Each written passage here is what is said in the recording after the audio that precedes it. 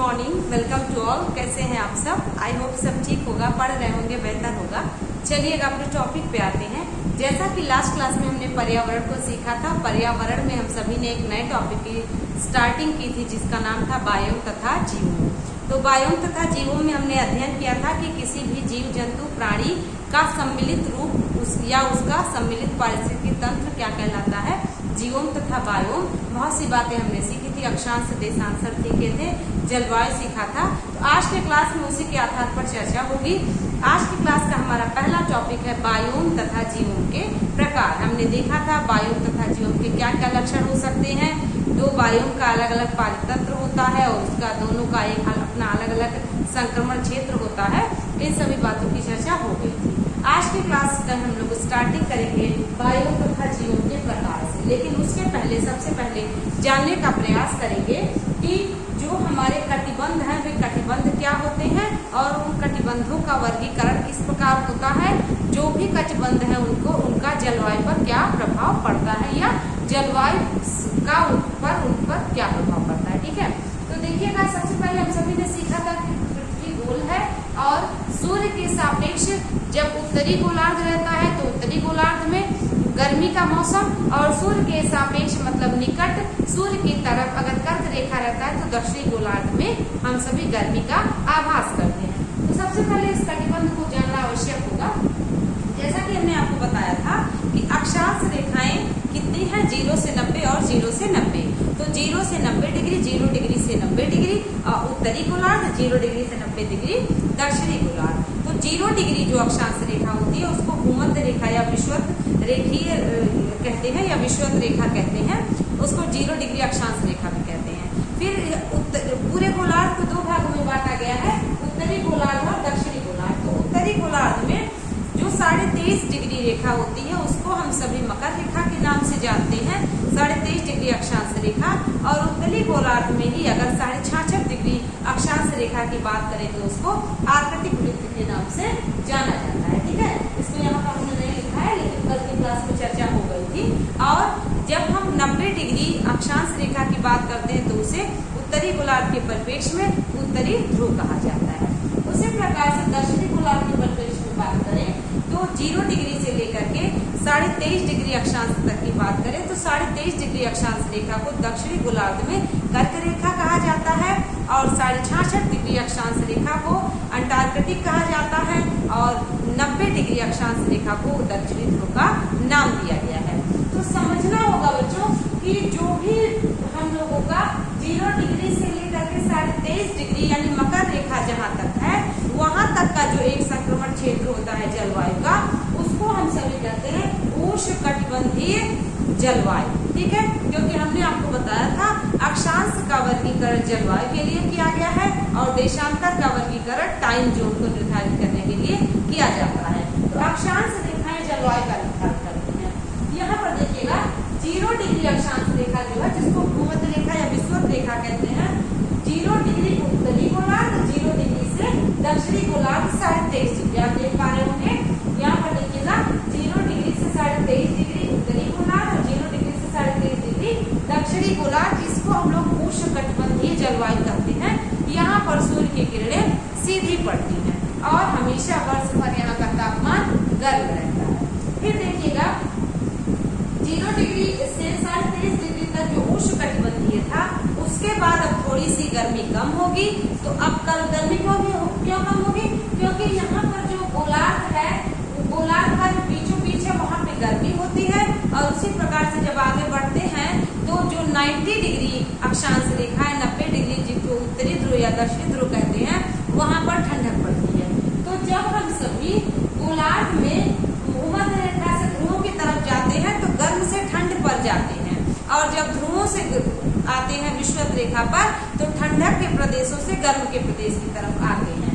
तो यहाँ पर देखिएगा यहाँ से यहाँ तक की जो जलवायु है 0 डिग्री से लेकर के 23.5 डिग्री उत्तरी गोलार्ध, 0 डिग्री से 23.5 डिग्री दक्षिणी गोलार्ध उष्णकटिबंधीय जलवायु कहलाती है। उसके बाद आगे बढ़ते हैं तो 23.5 डिग्री अक्षांश रेखा से लेकर के 66.5 डिग्री अक्षांश रेखा तक उपोष्ण जलवायु हम लोगों की शीतोष्ण जलवायु कहलाती है। यानी शीतोष्ण कटिबंध मतलब यहाँ पर अब थोड़ी थोड़ी ठंडक शीतोष्ण का मतलब शीत प्लस उष्ण, यानी कि ठंडक भी है और गर्मी भी है।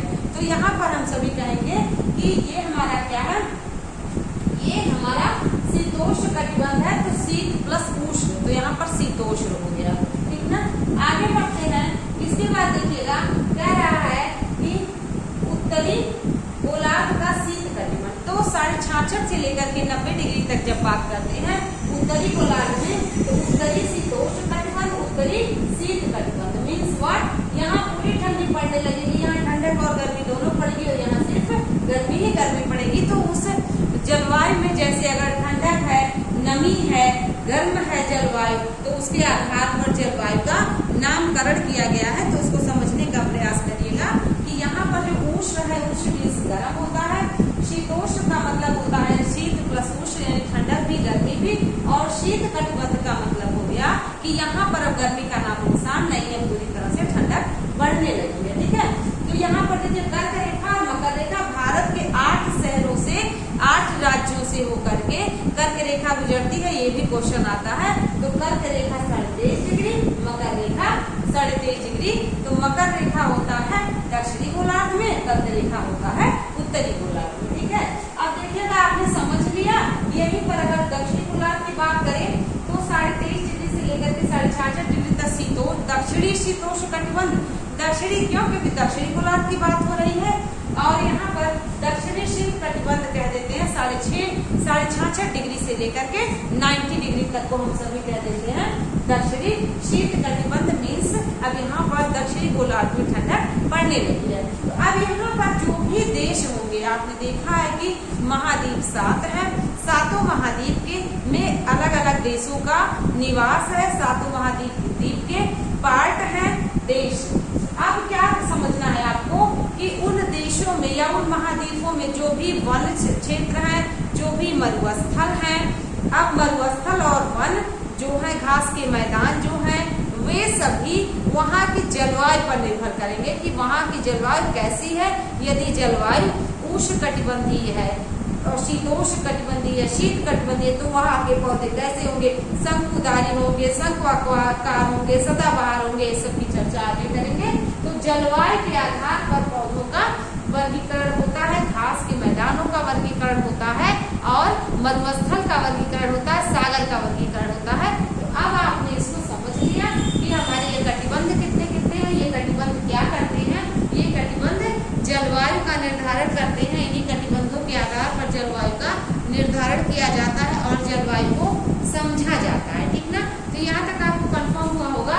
अब देखिएगा कह रहा है जीवों के प्रकार, जीवों के प्रकार समझने के लिए ये समझना आवश्यक था, that's why I get you, okay. तो यहाँ पे देखिएगा मृदा जल तथा ऊष्मा, मृदा जल तथा ऊष्मा मतलब जो मिट्टी में जल की मात्रा है, जो मिट्टी में जल की उपस्थिति है उसके आधार पर, तथा ऊष्मा, ऊष्मा मतलब सूर्यातप के आधार पर यानी गर्मी के आधार पर, की सुलभता एवं पौधों की वृद्धि के आधार पर बायोम निम्न प्रकार के होते हैं। पौधों की वृद्धि का मतलब कि पौधों का विकास कैसा होता है, किस प्रकार के, सागौन हो गए, सेकुआ हो गए और आपके यूकेलिप्टस हो गए, और भी शंक्वाकार वन है, शंकुधारी वन है, पर्णपाती वन है, सदाबहार वन है, ये लोग कहाँ पाए जाते हैं, कब पाए जाते हैं, उनकी चर्चा आगे होगी। लेकिन पहले आप समझ लीजिए मृदा जल का मतलब मिट्टी में जल की जो भी मात्रा मौजूद है, जिससे पौधे क्या करेंगे, जिससे पौधे केशिकत्व के माध्यम से पानी और लवण प्राप्त करने का प्रयास करेंगे,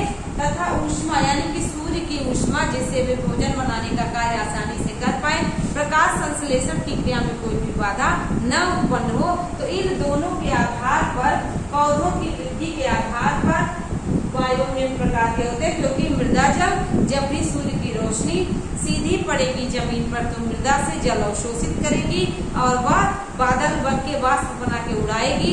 और यदि आप बात करें ऊष्मा की, तो यदि वन घने हैं तो उसकी रोशनी जो है घास के मैदानों तक या नीचे तक नहीं पहुंच पाएगी, ऊपर तक ही उसकी रोशनी या सूर्य की ऊष्मा पहुंच पाएगी। तो इन आधारों पे हम सभी को पढ़ना होगा कि वायु क्या होते हैं, कितने प्रकार के होते हैं। अब देखिएगा वन मुख्य रूप से 5 टाइप्स बताए गए हैं, ठीक है।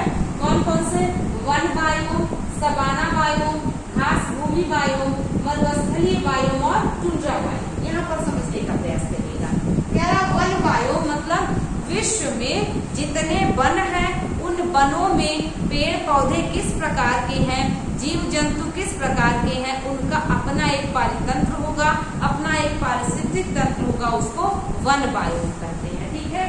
सवाना बायोम की बात करें तो सवाना घास के मैदान है। ठीक है।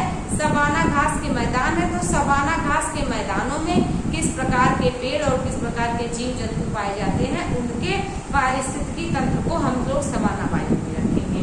आ जाते हैं घास भूमि बायोम में। घास भूमि बायोम में अलग अलग महाद्वीप में अलग अलग देशों में अलग अलग घास के मैदान होते हैं। छोटे घास के मैदान, लंबे घास के मैदान, बड़े और घने घास के मैदान। तो घास के मैदानों के आधार पर भी विश्व में बायोम को बांटा गया कि उस घास के मैदान में किस प्रकार के जीव जंतु और पौधे, पेड़ पौधे निवास करते हैं।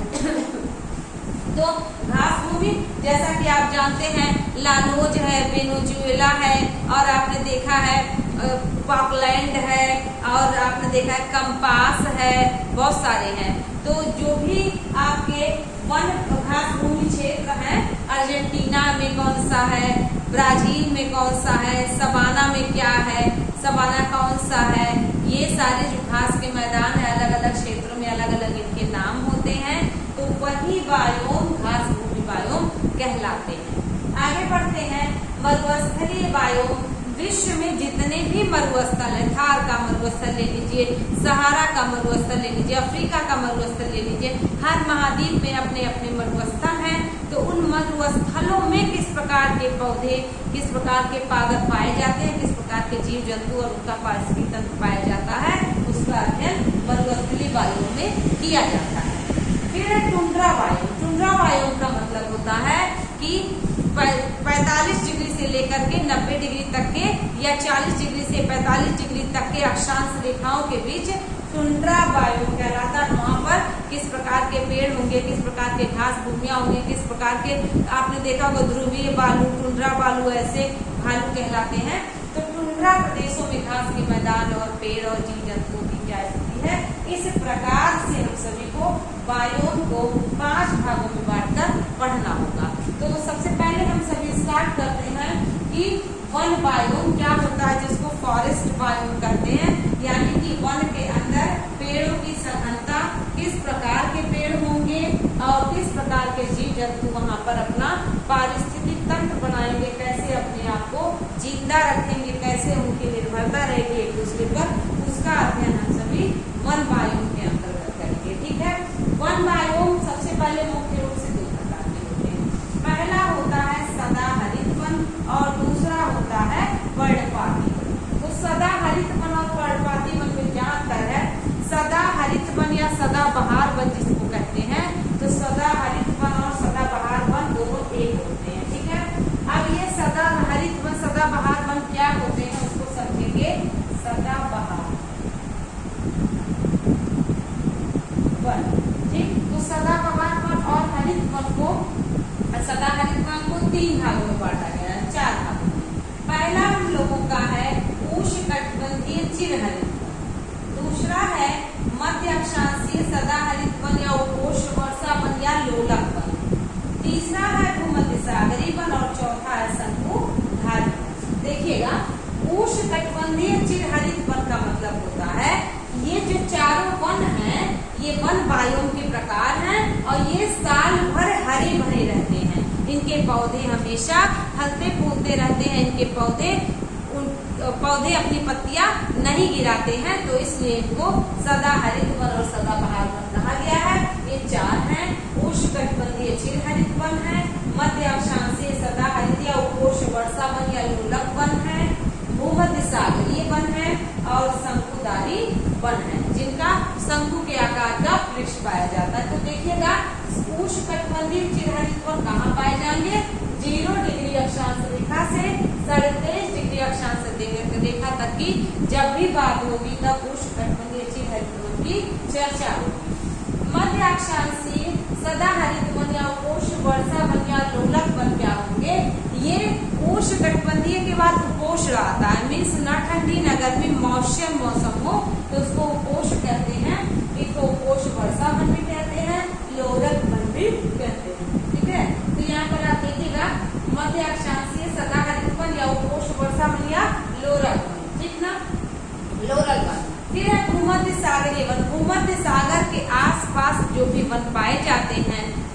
भूमध्य सागरीय वन कहते हैं, ये भी वर्ष भर हरे भरे रहते हैं।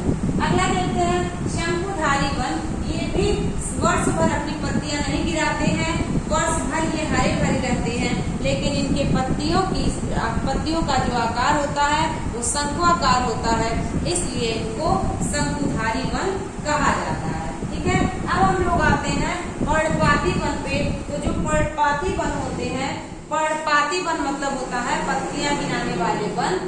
तो ये क्या होंगे, मध्य अक्षांशीय पर्णपाती वन और उष्णकटिबंधीय पर्णपाती वन। मीन्स आप देख पा रहे होंगे उष्णकटिबंधीय जो ये क्षेत्र है, यहाँ पर ये पर्णपाती वन यानी कि पत्तियां गिराने वाले पतझड़ वन भी कहे जाते हैं ये। और जब ये पत्तियां गिरा देंगे तो ये उष्णकटिबंधीय पर्णपाती वन बन जाएंगे, या कह सकते हैं उष्णकटिबंधीय पर्णपाती वन तथा मध्य अक्षांशीय वन। उष्णकटिबंधीय भी ये है और मध्य अक्षांश भी ये है, 0 से 90 के बीच में भी यही पड़ रहा है और पूरे ध्रुव के बीच में भी ये मध्य अक्षांश पड़ रहा है। तो मध्य अक्षांश पर पर्णपाती, मध्य अक्षांशीय पर्णपाती वन, उष्णकटिबंधीय पर्णपाती वन भी पाए जाते हैं। और यहाँ पर देखिएगा उपोष्ण को छोड़ दीजिए, अगर उष्णकटिबंधीय और भूमध्य सागरीय, शंकुधारी, मध्य अक्षांश, ये सभी वन हमारे यहीं पर पाए जा रहे हैं उष्णकटिबंधीय। ठीक ना। अब देखिएगा उपोष्ण किसको कहा गया है, तो देखिए शीतोष्ण और उष्ण के बीच का जो संक्रमण काल है, अचानक में तो गर्मी से ठंडक, ठंडक से गर्मी नहीं पड़ती है, तो यहाँ पे जो संक्रमण काल है कि धीरे धीरे परिवर्तन देखने को मिलेगा, उन परिवर्तन को ध्यान में रखते हुए इनको कहा गया है मध्य अक्षांशीय पर्णपाती वन, या यहाँ पर देखिएगा उष्णकटिबंधीय पर्णपाती वन और शंकुधारी वन। तो आप जाने रहे शंकुआकार आकार के पेड़ पाए जाते हैं, पौधे पाए जाते हैं। ठीक है, आई होप आपको ये समझ में आया होगा चार्ट। फिर देखिएगा अब सवाना वायु में वही होता है कि जो भी घास के मैदान है सवाना के, उसको ही देखना है। यहाँ पर हम सभी को अब आते हैं हम सभी घास भूमि वायु में। तो घास भूमि का वायु का मतलब है, जैसे आपने देखा होगा पंपास अर्जेंटीना वेनेजुएला का है, और आपने देखा है अफ्रीका का है, अमेरिका का है। तो ये सब क्या है, ये घास के मैदान है। ठीक है, अब देखिए घास के मैदान को भी दो भागों में बांटा गया है। उष्णकटिबंधीय घास के मैदान, तो उष्णकटिबंधीय घास के मैदान का मतलब यहाँ पर देखिए 0 से 23 डिग्री अक्षांशों के मध्य जो कटिबंध पाए जाएंगे वो उष्णकटिबंधीय रहेंगे। तो उष्णकटिबंधीय पे कौन कौन से वायु पाए जाएंगे घास में, घास भूमियां, लानोज जो कि कोलंबिया तथा वेनेजुएला में है, उनके अलग अलग नाम है, इसको समझिएगा।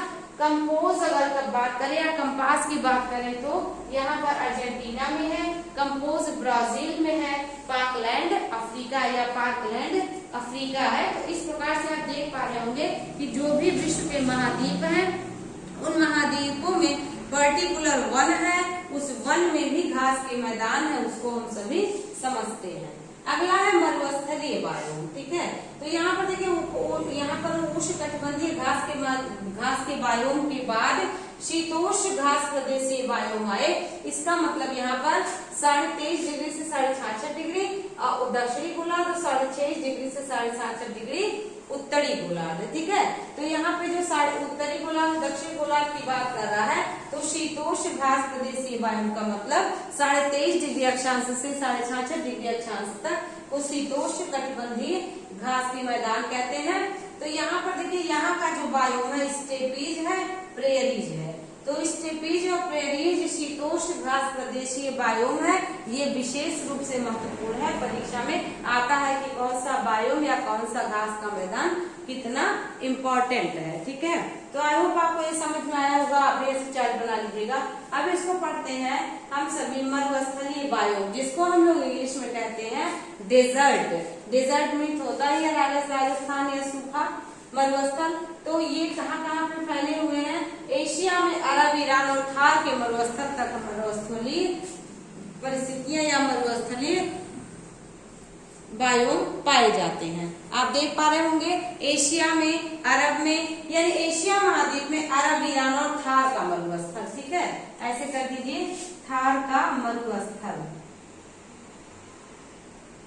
ठीक है, अब देखिएगा दक्षिणी अफ्रीका में अटाकामा मरुस्थल।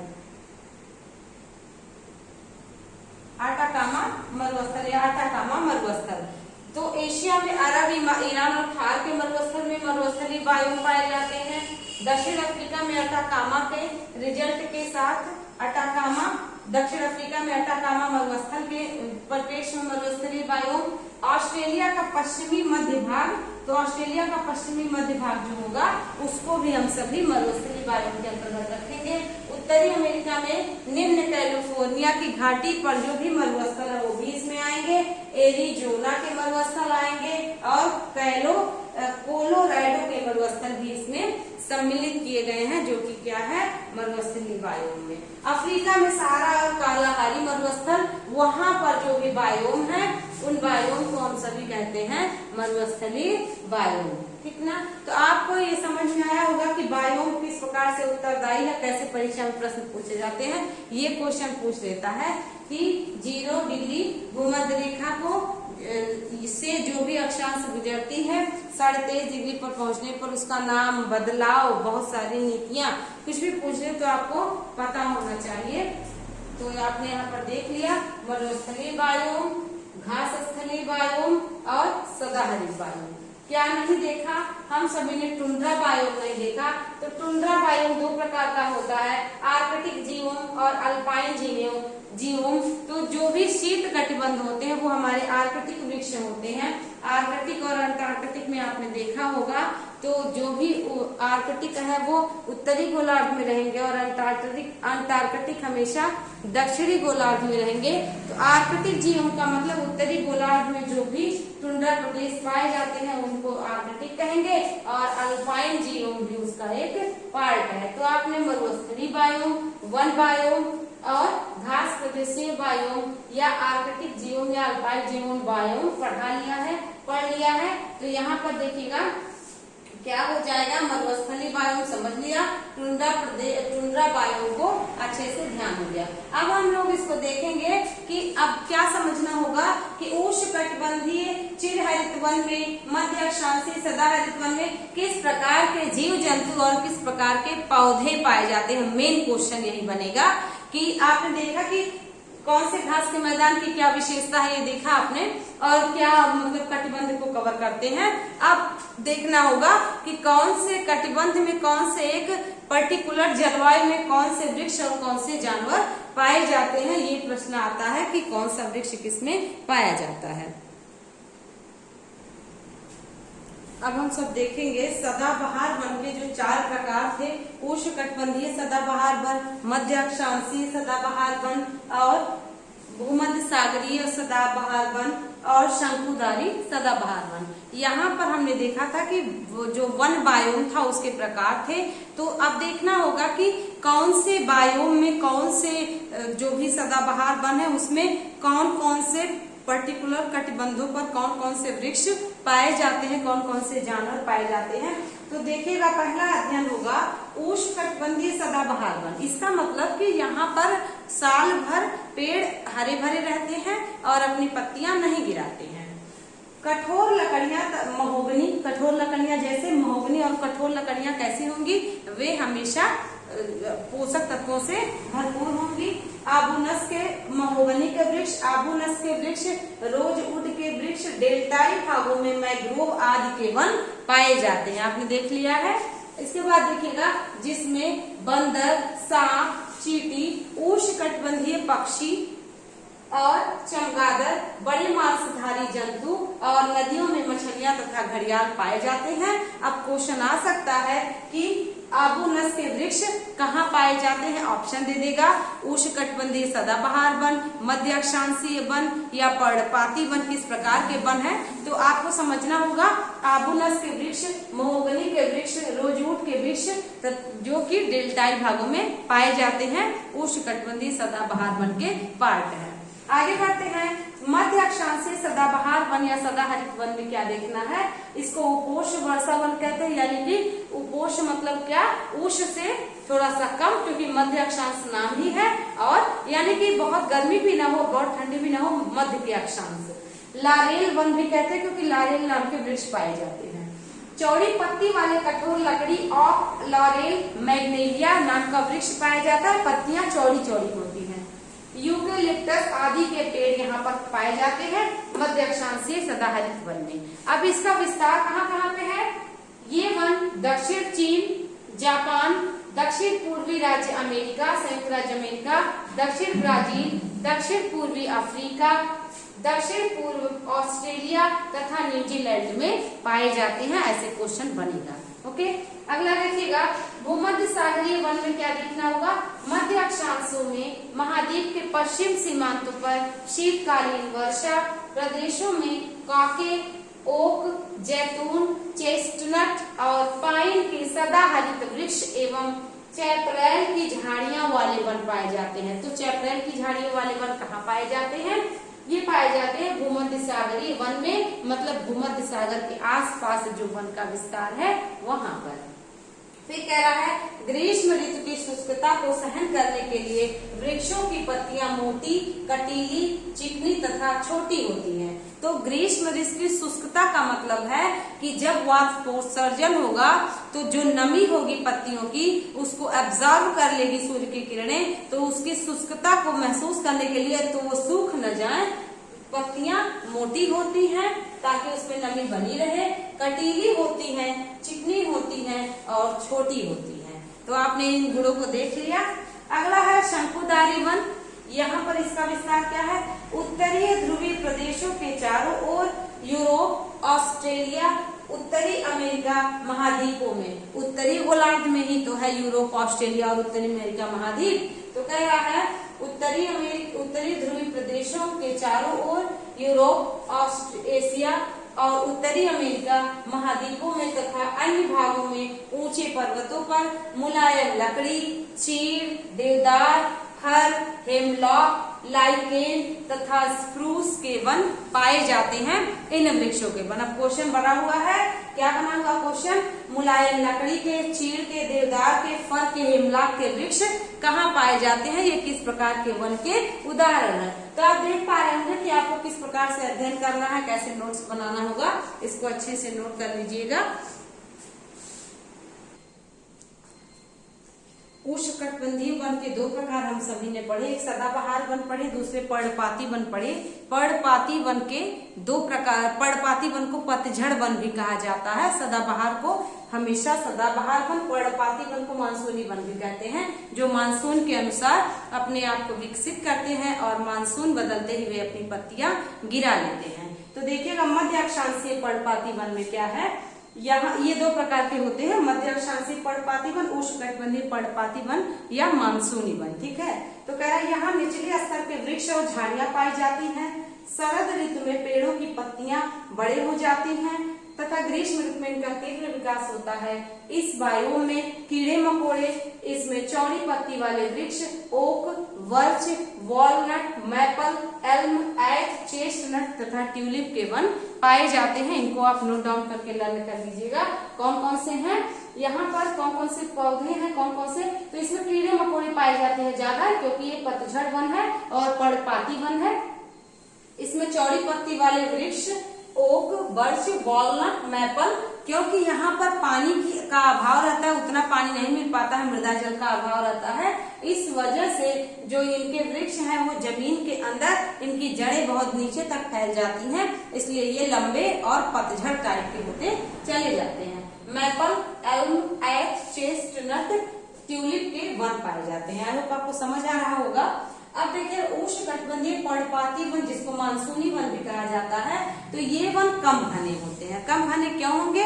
क्योंकि मानसूनी वन है, मानसून के अनुसार इनको धूप ठंडक मिलती है, तो ये अपने आप की पत्तियां गिरा लेते हैं और जैसे ही इनके अनुकूल वातावरण और मौसम जलवायु बनती है तैसे ही ये फिर से पनप जाते हैं। तो ये वन कम घने होते हैं।